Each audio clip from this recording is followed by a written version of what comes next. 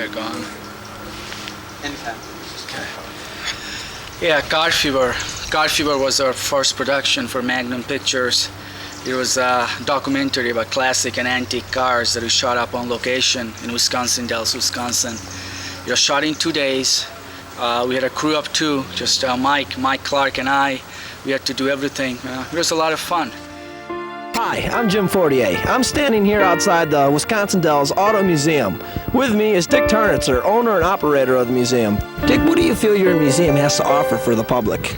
Well, what we've tried to do, Jim, and when we started in '76, we were green at it, had never had anything to do with the museum before, but our plan of attack, so to speak, was to offer people a walk down memory lane. Besides the cars, and again I mentioned we try to keep cars of different vintages to interest different people. Our cars vary in the museum from 1907 through 1974, and we try to relate and give people of every age group something to look at, so that the gentleman that's 60 years old can walk in and look at the Model T. He may not be interested in a Corvette or a Thunderbird or a Rolls Royce or something newer, but he does love to look at the Model T which he drove. The next gentleman that comes in maybe have grown up in the 50s, such as I did, where the Edsel, Ford retractable, Crown Victoria, and those type of cars will interest them. And then you get the younger generation that comes in and wants to see a Chevy Super Sport or a Superbird, Dodge Charger, or something from that era. So we've tried to put something in the museum to interest everybody from every age group. And although they might not all be antiques, they are all either special interest classics or an antique, and are usually of lower production value or have something special about them, and this is the reason we collected them and show them in the museum. Out in front of the museum, we've put a fire engine, and our neon sign is mounted on a 1931 Model A AA stake truck. This is to give people, they love to take pictures. Of course, our restored cars in the museum, we don't allow them to sit on or jump on. But these 2 older vehicles out front, which are not restored, but just nice, give them a chance to climb up on them, sit on them, jump on them, crawl in them, and get their picture taken. And I think this adds to it, the museum, and gives them something to have fun with. Dick, how long have you been interested in antique cars, and when and how did you first start your museum? Well, Jim, I'd have to say, I guess I've been interested in antique cars ever since I was a young boy. I have never driven new cars. It's always been older cars, something to fiddle with, play with, and get in parades and so forth with. I started collecting in about 1958, shortly after I'd got married. It was a matter of collecting a convertible here and a convertible there, putting them away in a barn and driving them periodically. In 1976, we got up to about 65 cars and decided that we either had to sell some or start a museum or do something, because it was a matter of no longer having time to push, pull, and look after them. And so we decided to come to the Dells and start an antique car museum, picking a resort area like this where we figured we would get a lot of traffic and have lots of people interested in something such as a museum. First car we'd like to show you is this baby blue 1958 Ford retractable hardtop, manufactured by the Ford Motor Company for 3 years, 1957, 58, and 59. Is the only hardtop retractable convertible that has ever been manufactured in the United States. This is a 1962 Thunderbird Sports Roadster, produced for 3 years by the Ford Motor Company, 62, 3, and 4. Has the tonneau cover on the back, wire wheels, and a grab bar on the dash. A very expensive but very desirable collector's piece. This is a 1947 Oldsmobile 98 convertible, considered one of the very nicest luxury cars of the late 40s. Has a straight 8 engine, plenty of power, and very beautiful ride. When premium gasoline was 30 cents a gallon in 1968, this is the type of car that every young man wanted to drive. 1968 Shelby GT 500 KR, production 317, fast and sporty. This is a 1970 Superbird Plymouth, built for the Nassau races. In order to race the car, they had to produce 1,900 of them to make it legal. All the aerodynamics and everything were done at the University of Nebraska. A beautiful, fast race car. Dick, what type of antique cars do you have here? Well, Jim, first of all, I think when you say the word antique, it is mistaken very often by a lot of people who consider any older car an antique, and this is really not the case.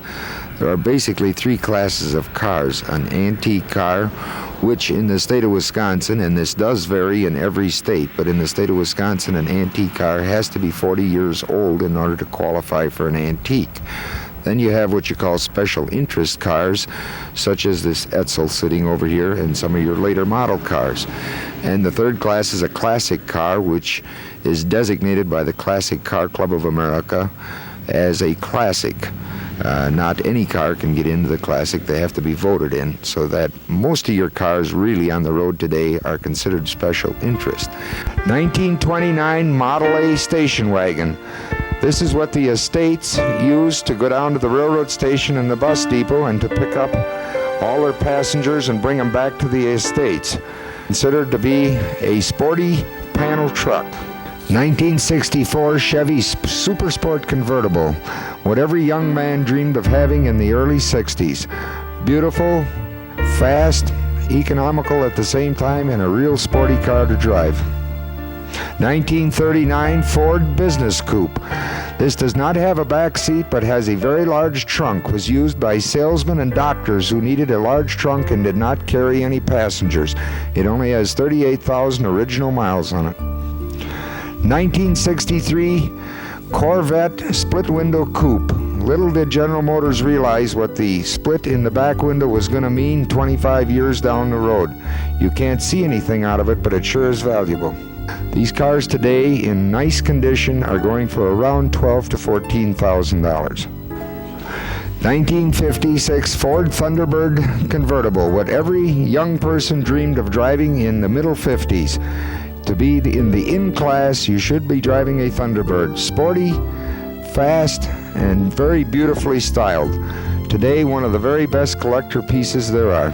For the man who had everything, Rolls-Royce was the answer. 1933 Phantom II, a beautiful all-aluminum bodied car. The price tag on these is very, very expensive. This one valued at roughly $50,000. Dick, of all the fascinating cars here at the museum, do you have one that you personally like the best? Well, Jim, that's a tough question. We have roughly 135 cars. I have driven all of them at one time or another. But yes, I do have a favorite car. In fact, I'd say I have about three favorites, but probably one that I enjoy the most is my 58 Edsel Citation convertible. It is a big, powerful, nice riding car. I thoroughly enjoy it, and although it was Ford's golden egg that they laid in 1958, I definitely feel it is a very beautiful car.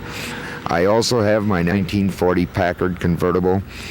They always say Packard's slogan was, "Ask the man who owns one." Well, if you drive a Packard, it wouldn't take you long to understand and realize why a Packard had a slogan like that.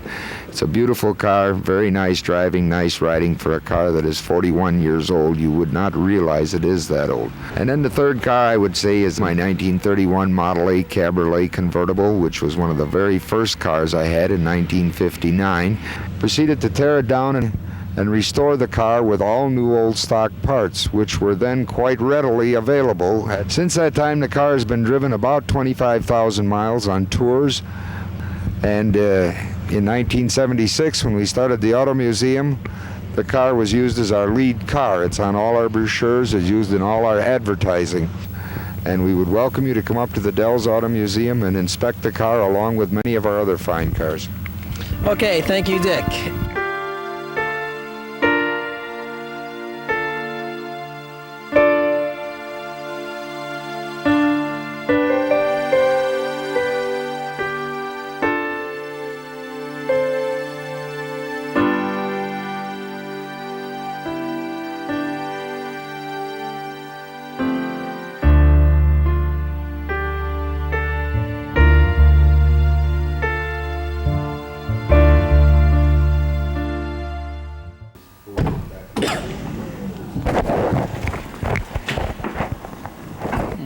Inside is beautiful.